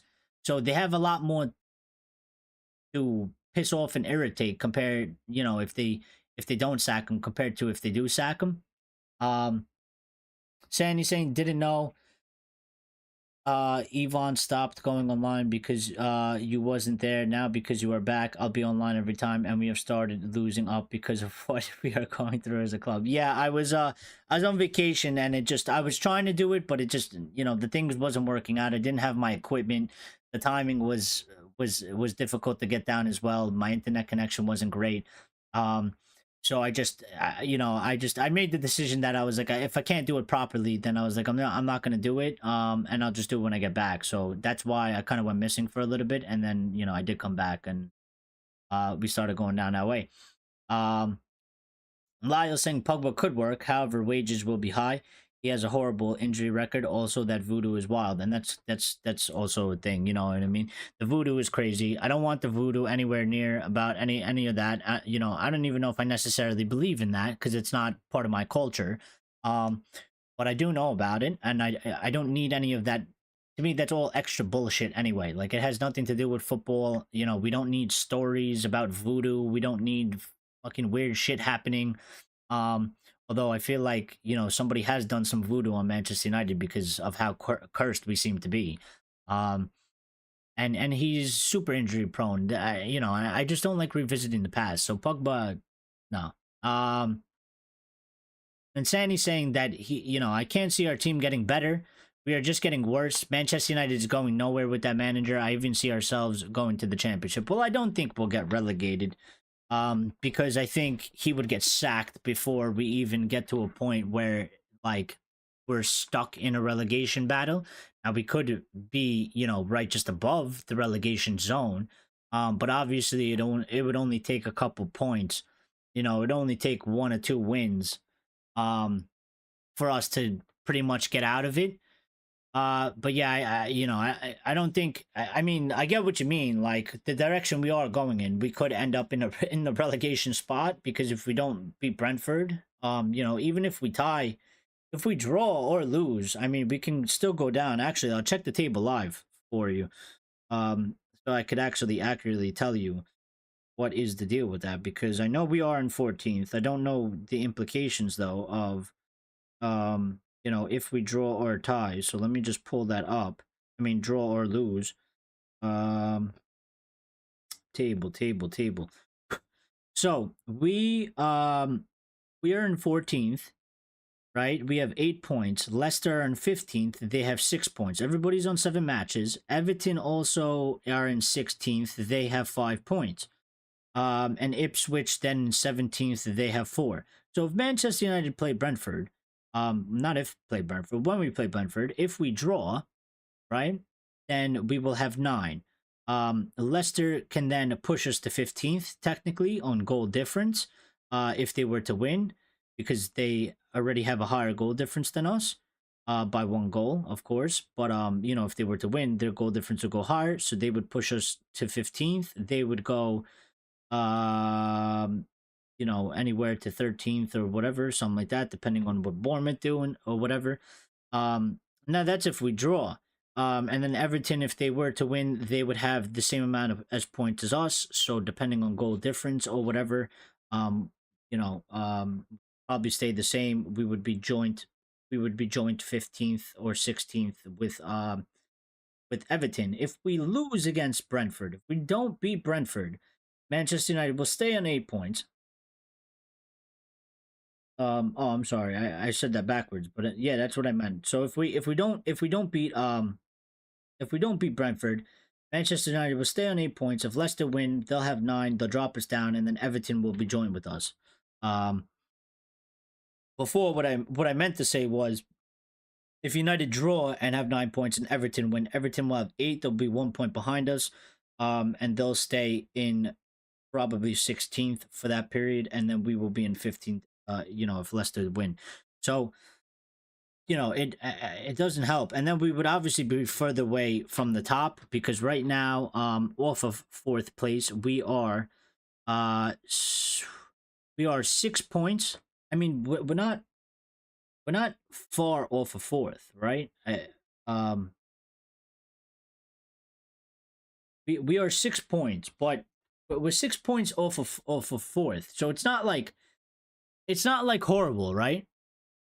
And Amir, are you messing with me or is this real?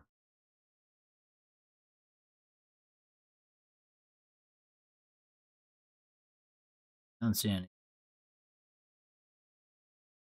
Don't do that, Amir. Don't do that, Amir. I thought there was some type of an announcement made. But there's nothing. So I don't know if you're trolling or whatever. Or you're seeing something that you thought was real. But I don't see anything as of right now. So but yeah, we are 6 points off, but I mean the teams above us are playing well and they're not, we're not betting on them to drop points. So Ten Hag sack meeting is over, announcement soon. It's been over, Amir. It's been over for like a few hours now. We're not gonna get the announcement today. That was part of the show. Amir, there's been no news. It ended. It ended. It ended about 5 hours ago, or a little bit more than that. Yeah, it ended about 4 to 5 hours ago. And we haven't received any significant information indicating whether he's going to be sacked or not sacked. There has been basically zero news to come out of that. So we will have to wait and see. But it certainly doesn't seem like it's coming today, unless we get a really late random brief, which sometimes they do, and I never understand why they do it. But they might. I mean, that would kind of be crazy, and I would feel bad for the UK like fan channels and people like that, because you know they're gonna go to sleep soon.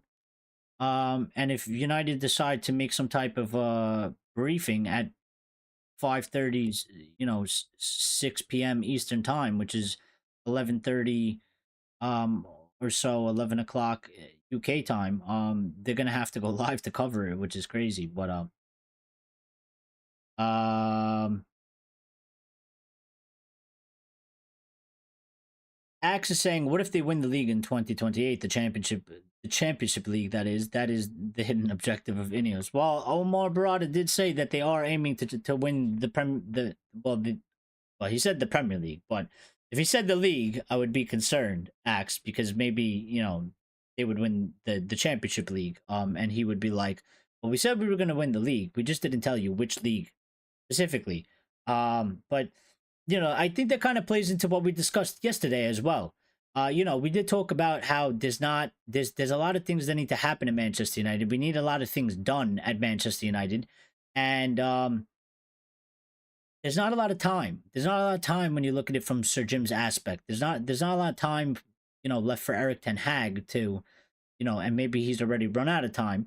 But there's time is a key factor in things going on around Manchester United. You know, and you know, and that's another factor to that, Axe, is that, you know, they did come out and say that their project is to win the league by 2028. So they don't have a lot of time for that either. So, you know, if that's really what it is, and they're really as ruthless as it is, that might be another reason why maybe they will sack Erik Ten Hag, because they're not going to accept not finishing, you know, in the top four this season. And by the way, we did discuss, you're talking about saving 17 million, Axe, and you know, it's a good point, but I think many people make this point, and people were, there was reports talking about the financials of sacking Erik Ten Hag and paying 17 million. And I did say that, you know, what happens when Manchester United doesn't make the Champions League because of the way we are doing. Um,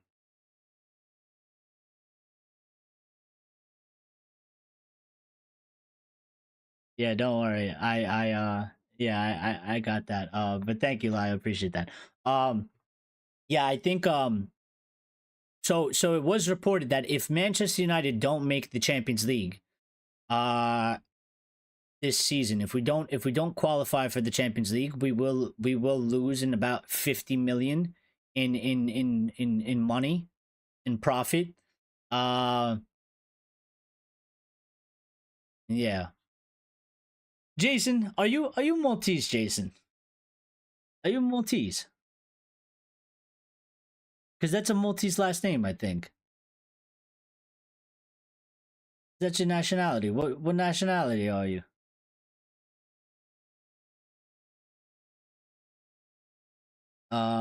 Yeah, but good try. I don't think you were gonna get me anyway, but that's why I got people like Lyle in here. They got my back. And he is Maltese. I am Maltese. I am. I'm American Maltese. But I am Maltese. My family is from Gozo, from Nado, if you know. Nado, and part Nado, part Shara. But mostly Nado. So I did see that. Nadur, yeah. Nadur. So excuse my American accent. It is very bad with the Maltese language. But yeah. Actually very interesting. How'd you find the channel? I always welcome my Maltese people in here. 100%. Yeah, that's cool. Um, where were we? In other words, Axe is saying, "What's your surname?" I don't want to say that because I haven't. It's not disclosed. Nobody knows my surname. Nobody knows my surname. I don't want to give it out, really. We know each other on a first name basis. That's about it. And I tend to probably keep it that way for a little bit. So, family nickname, Rabuk, which is fine because nobody else is gonna be able to figure that out anyway. So, only you would know. Rabuk. My family nickname is Rabuk. Rabokk. Yeah. So, but Axe is saying, in other words, they only afford one complete rebuild or change to pick short range managers if they want to win in 28. I mean, yeah, that could be from a long time ago. What, that you found the channel? Who, me? Rajat, you thought I was Sicilian? Thought I was Sicilian, Rajat. Not Sicilian.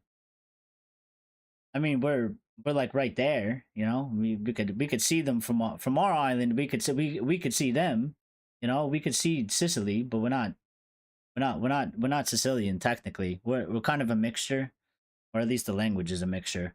Um, but yeah, we are in the Mediterranean right there. We're right there. So, your channel came up and I recognized you. All right, then we should know each other. We've probably seen each other somewhere for sure. I never lived there though. I never lived there. I come on vacation. I never lived there though. I never lived there, Jason. But you know, I do come there every summer, so maybe we've seen each other, yeah. It's a possibility. I mean, it is a small island, right? And everybody does know each other, so and I've stayed somewhere over there. And you might be confusing me with my cousin actually. Because there's my cousin and we do sort of look similar, so my cousin does live there. His name is Joel. Uh, you got an Assassin's Creed tattoo. Nah, that's not me. That's not me. That's somebody else. Somebody else. And my cousin don't got Assassin's Creed tattoo. That's somebody else. Maybe somebody that looks like me. I don't know, but I know my cousin looks like me. But we'll talk a little bit more in a second. I want to get back to this show, but it's cool that we met each other, and then you know you're from Gojo, from Malta. I always love that, and I always find it interesting how they find me because there is a couple. Um, so yeah. There was a couple things that I needed to get to that I didn't get to that I was about to get to, and then I got a little sidetracked with Jason over here catching up on the Maltese wave. But let me get to this, and then we can continue our conversation because we'll end the show very soon. Soon. We're doing good time. I think it's perfect time. All right, so there's a couple things that I didn't put into the show, which is my bad because I forgot. So I want to get on to that stuff. So there was an interesting thing from Chris Wheeler today saying basically that a giant white wall was recently erected in Carrington at the request of Erik Ten Hag to hide training sessions from prying eyes. The cost of said wall is estimated to be a £200,000, which is like one of the most random updates I think we've ever gotten as a Manchester United fans. And somebody's saying, you know, where was this information before? Was the wall built in one day? You know, and somebody said good decision, somebody said that's a waste of the club's money. They said that money should have been added to his compensation. But a weird kind of just one of the most random strange updates, like we've just apparently built a giant white wall inside of Carrington at the request of Erik Ten Hag to hide training sessions. So I don't know why he's requested that. I don't know if he doesn't want, you know, why. I don't know if they've had incidents of people spying on them, or I don't know, but it's certainly a strange update. Then we also had an update on Dan Gore, which I think many of you will be excited about. But Dan Gore was watched by sporting director Dan Ashworth in Hertha Berlin game.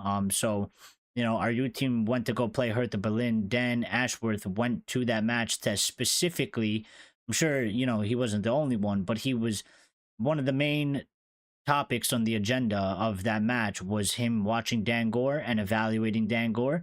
So maybe Dan Gore might be the next one up for Manchester United. And obviously, he maybe still has a little bit to go since he's just come back from his surgery and injury. But he might be one of the next candidates that's going to be involved more in the first team squad. And I know many of you have asked for him and have been excited by him. So, um, yeah, let's see what happens. And that's why also I said no to Pogba, because it seems like, we could have Collier and there's a possibility that Dan Gore might break his way in there. And you know what? So be it. If we didn't make the signing that we needed in the summer because of financials or whatever it was, then let's give Collier and Dan Gore opportunities. And let's see what comes out of it. Especially if we need to use them. There wasn't also an update, and I think it's a good point. Now I don't know how true this is, and I don't know if this is true. I don't know if it's a leak from players or something like that. But Mail Sport has reported that Ten Hag's rotation policy is puzzling some of his own players, and many of them would prefer to keep playing and find their rhythm. And I think I think it leads into an interesting discussion about Ten Hag's rotation policy, because I think this season we've seen the rotation policy be quite different to last season, and it's also quite different to his first season. So I think it's actually a decent topic to discuss and talk about, because I think that the rotation this season is actually causing some problems, but I think there's also reasons for maybe why he's rotating like that. And Andy Cole also has some things, so we could come back and talk about Andy Cole after. Oh, you moved 3 years ago. All right. Amir's saying, bro, your face like my Team Malaysia caretaker, man. Shit. Are you Manchester United going to make January signing? Maybe. It doesn't. I would say, in my opinion, the way things sound right now and the way things look, Rajat, I would say maybe one. I wouldn't be surprised if none. I wouldn't be happy if it's none. But I would think, based on the financial aspect that we are kind of in, I would be okay if we made one. If we made one decently good signing for January that can help the club in whatever aspect we needed to, that could alleviate one less signing in the summer, and it is like a good player that will add value to the club. I will be okay if they do one signing, unless they sell, which I don't expect them to sell many if they do sell, and get more funds to get maybe two. But we're gonna have to wait and see. Axe saying Erik Ten Hag going the Trump way. Yeah, he's built a wall. He's built a wall. Erik Ten Hag walked in there. He said, "Build that wall. Build that wall." Lyle's laughing at it, saying he thinks there are spies. Maybe that's why clubs have figured this out. Yeah, maybe he thinks like people are spying on his tactics, and that's why we keep losing matches or some shit. I don't know. There wasn't information. There wasn't expanded information onto why the wall was erected and why they wanted that wall. Just the fact that he wanted it. So it's weird. So super strange. Now I gotta go back for a holiday and order a Mashuk Ftira. That's my competition. No, I'm friends with a couple people from Mashuk though. They do make good Ftiras and stuff. We have a little joking rivalry though. But yeah, it's my competition. Don't go to my competition. Go to our places. Go to a book. Go to there's a new place, chicken place in the Piazza opened up in Nadal, called Puck Puck. It's a chicken place. And go to go to there's there's an Asian place over there as well. Sushi. Go to those 3 places. Go to those 3 places. I say them tongue in cheek, Jason. No, but for sure they're still good quality, even though I'm saying tongue in cheek. Definitely go to those. You go to Mashuk too. Rajat saying, "Oh, so they don't want Manchester City to spy our team talks." I don't know. What about drones? Well, it's a good point, Axe. There are drones, so we're gonna have to build another wall, right?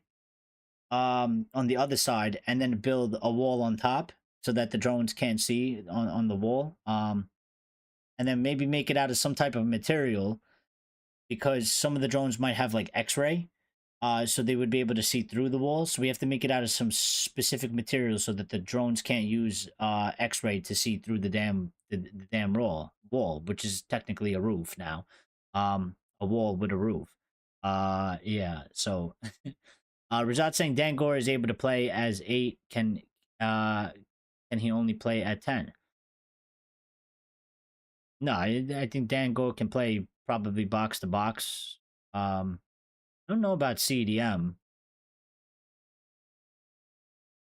But I think he's fairly young. I think you could kind of use him almost anywhere, really. At this point, obviously he's probably better at one position over the other, but I still think that he's at the age where you kind of mold him into something specific that you would want, or something that you think would, he has the potential to really develop into something fantastic in that one specific area. Which is why some people love the youth, because they're teachable and they're a little bit more spongy in terms of being able to, you could kind of just shape them into really what you want. Whereas if you get a player that's like 27, you're not transforming them. They're set. They are what they are, and you have to just play them, where they are. My uncle is still obsessed with Stoke City. Yes, he is. Yes, he is. The chat is learning a lot today. So my one uncle is a big Stoke City fan. Obsessed with Stoke City. In our family bar, he's got Stoke City memorabilia, signed shirts, pictures. He has pictures with the players. All over the bar, inside of the bar. He's a huge Stoke City fan. He watches every Stoke City match. He's crazy Stoke City. He is. And then my other uncle, he is actually a Spurs fan. So yeah. Clearly, my father and me have had clearly the best out of the 3, because we've had the most success. So yeah.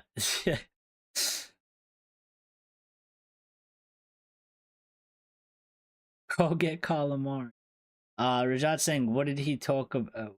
What did he talk about? Order Mashuk Thira. That's a place in Malta. Rajat. It's a food place. It's a family owned food place. They make Thira is like unless you know what it is, but it's like a it's like a pizza. It's like a closed bread type of thing. That's it's a common delicacy in Malta, and the people of Malta. So Jason Gala says he's got to go, man. It's late here. Sub to you. See you another day. Well, thank you, Jason. It's been a pleasure. Go get some rest. Thank you. It was I enjoy chatting to you. I always enjoy chatting to my Maltese friends.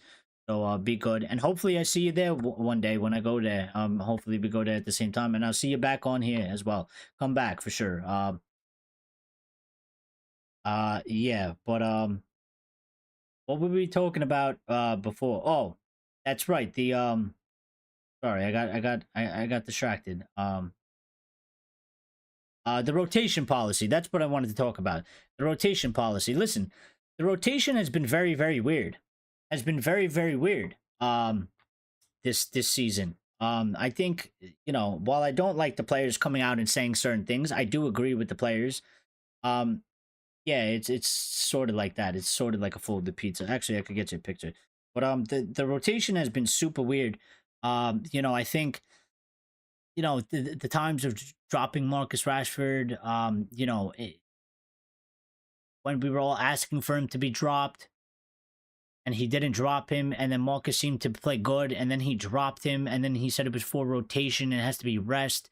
And I think right now this season he's rotated too much, too many times. I think Ray said this before as well, but I think that has been a problem. And I don't know if we're, I think the obvious answer would be, well, he's doing that rotation because of injury.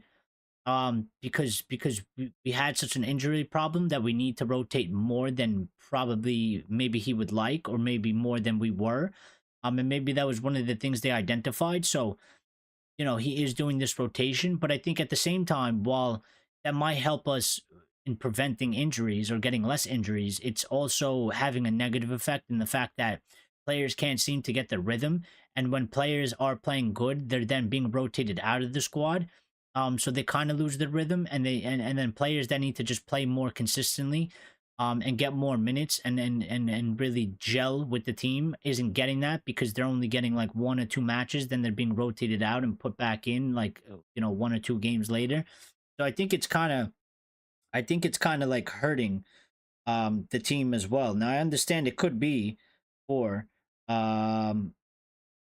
it could be for injury reasons, but I don't, I just think that it's not really helping. So it's a bread. I mean, it can come like this, right? How well you could see that, because we have, but you get the idea, right? That's a theory. You can actually just Google it, Rajat. Google it. There's that. It also comes in like more of like a round bread. The bread is round instead of like a sandwich. It's round. But yeah, Google it. You'll see all the images. Um, but yeah, I just think that the rotation has been really weird. It has. And I think you can make an argument prior to this season. I think you could make an argument for last season, and I think you could even make an argument for the first season, as that some people were saying that he wasn't rotating enough, that he was overusing players, which led to injuries. So that's another thing that is not necessarily a good look, because as a manager you have to get the rotation right, otherwise you're going to have problems. As we just discussed, you're either going to get a lot of injuries, or you're going to disrupt players' momentums, and you're going to kind of ruin their form. And you don't want to ruin the form of your players. So, yeah,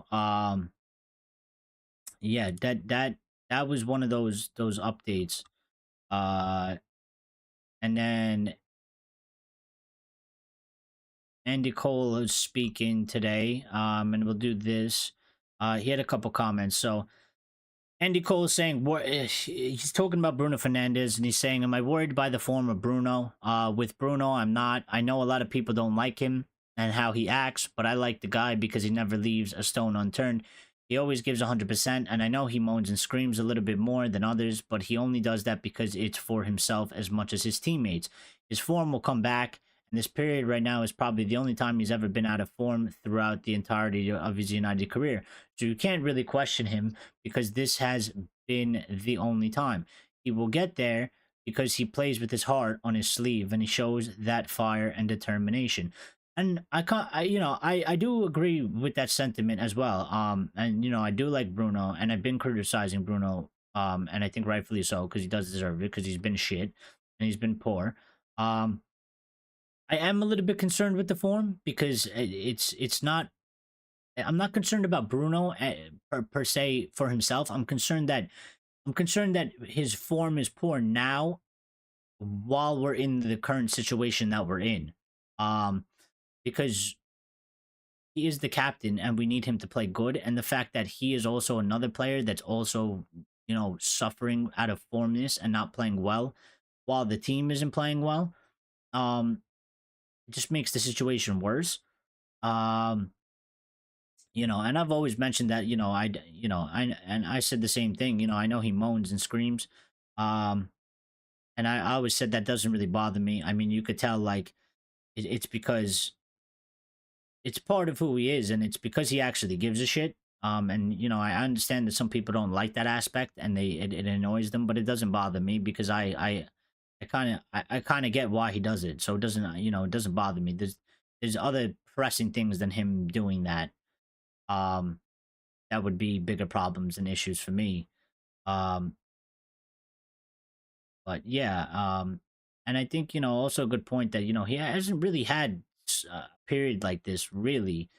Even at times where he would put in a not so good overall performance, he would still usually make up for it by getting an assist or a goal. Kind of to mask that shit overall performance. But right now we're not really getting anything. We're not getting good performance. We ain't getting no assists. We ain't getting no goals. And then Andy Cole spoke on Luke Shaw, saying he's 100% needed. When you play a right back, a left back, you're immediately unbalanced for that one reason alone. Luke's been a big miss. If he's not fit, then Malacia is needed because they're two left-sided players and they need to provide the balance in the team. Hopefully one of them will be fit after the international break and they can go from there.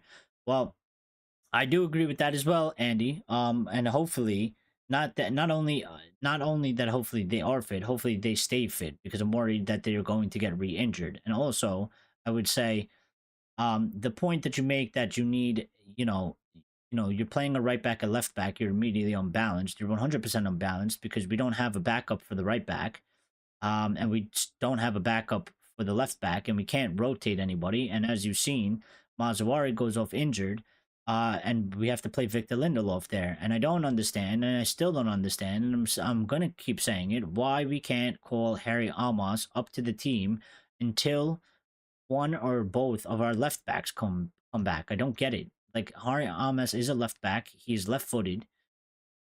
He plays left back, and we need a left back. And we are unbalanced. So why wouldn't you rebalance the team by putting a left back at left back? It's one of the things that I wish somebody would ask him. I wish somebody would ask him, like, you have a left back in Harry Almas, and you are unbalanced at the left back position. Why have you not decided to include Harry Almas in the squad for any match? Not even as a substitute. Not even as an option to bring off the bench, even if you don't want to start him. It is a fucking mystery. And it really irritates me. Andy Cole also spoke about Rashford, saying Rashford not getting on with Erik Ten Hag. He says that's been suggested previously, but even if that's the case, during my time at Blackburn, I had a few ding-dongs with Graham Souness, but I wasn't playing for the manager. I was playing for myself, my family, my teammates, and the supporters. Whatever you feel towards the manager shouldn't affect how you perform. You don't have to love the manager to play for yourself, your family, your teammates, and your supporters. You've got to go out and give everything you've got. That's how I view things like that. As footballers, we've all had spats with the manager, but once they pick you to play in the team, then it's not about you and the manager. It's about the team, your family, and the Manchester United supporters. That's how I always viewed things during my career. And I think that's a good outlook to have. And I think that's a good mentality. And I would say, Andy, I think there's a couple players in the current Manchester United squad that could use that attitude and mentality, and they don't have it. And I think that's one of the problems, Andy, that we do see. I think that they don't see it that way. I don't think they act off of that. I don't think they view things like that, and I think that's why they are the way they are. And we could definitely use more of that in today's squad. Yeah.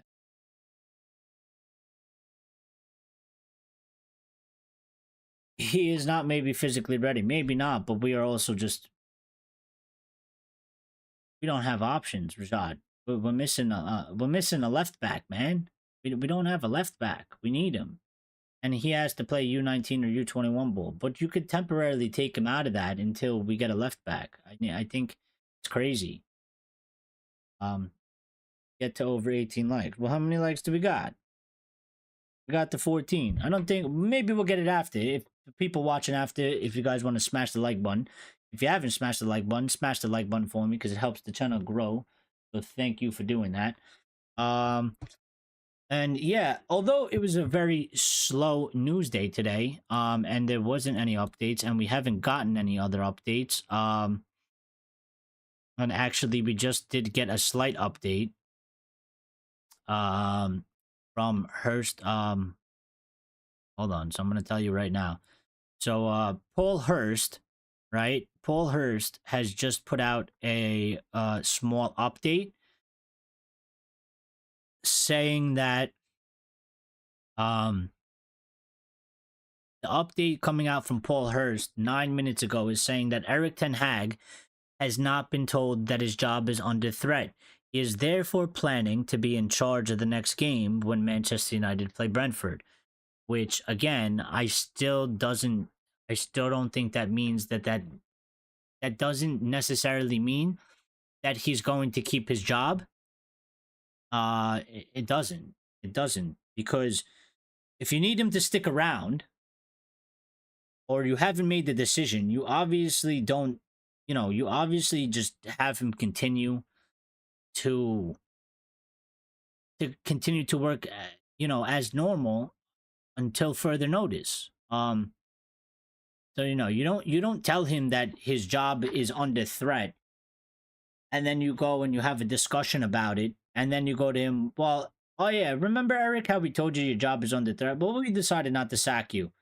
Um, and Eric's like, well, I kind of thought you guys are gonna sack me, so I kind of just been chilling on holiday, because I thought I was finished. No, you just tell them, as not nice as it may be. Um, you just you just pretend like everything is as normal. Continue on as normal until a decision. If the decision is to sack him, then you let him know that he's been sacked. And you go from there. I mean, you don't really do anything else. So, um, yeah, that's about it.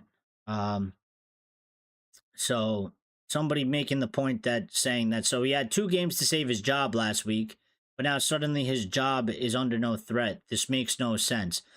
And that's a very good point, and I think this is why, one of the things I don't understand is I don't understand what the fuck is going on with the news. You know, they made a big deal about how that, like, if Erik Ten Hag didn't win against Porto and didn't win against Aston Villa, he would be sacked.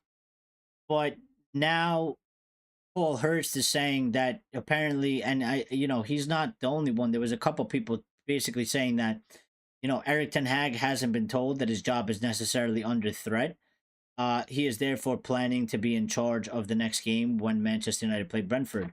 I mean, Erik Ten Hag did say that it was outside noise and that he does speak to the hierarchy on a daily basis, and did say that, that they haven't, that we're in a good working relationship and there's no indication of such outside noise.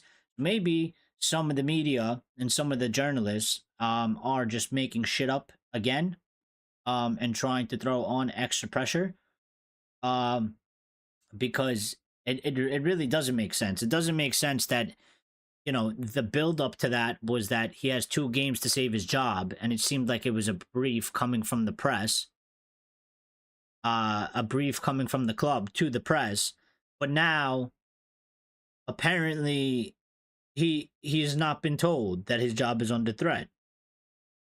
But I don't, but that's why I kind of said, like, even if he hasn't been told that his job isn't under threat, I still don't think that it doesn't mean that his job is not under threat. Like, just because they haven't told him that his job is under threat doesn't mean that his job is not under threat. Like, it can still be under threat without telling Erik Ten Hag your job is under threat.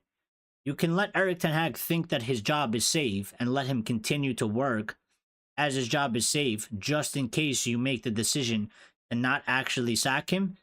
There's that saying, what you don't know doesn't hurt you.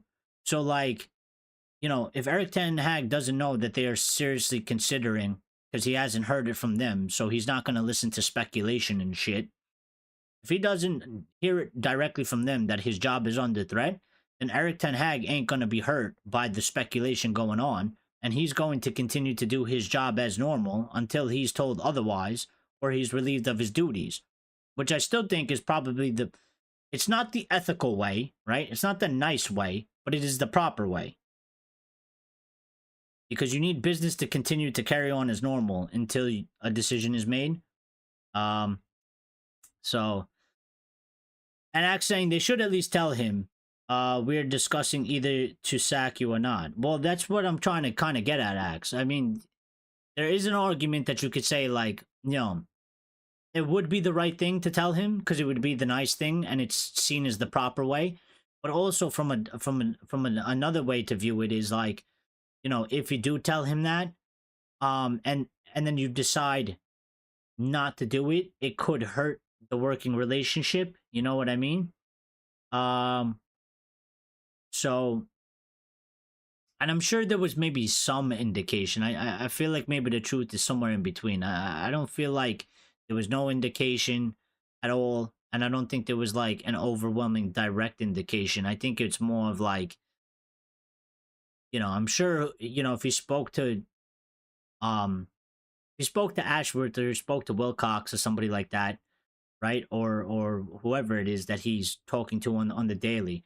I'm sure that when they were speaking, they're like, listen, the next couple matches are definitely important, and you need to get something out of the matches.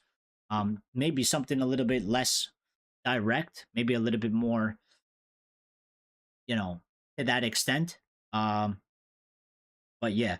But listen, guys, we're gonna end it today. It was a very, very good show for a very slow and pretty much boring news day.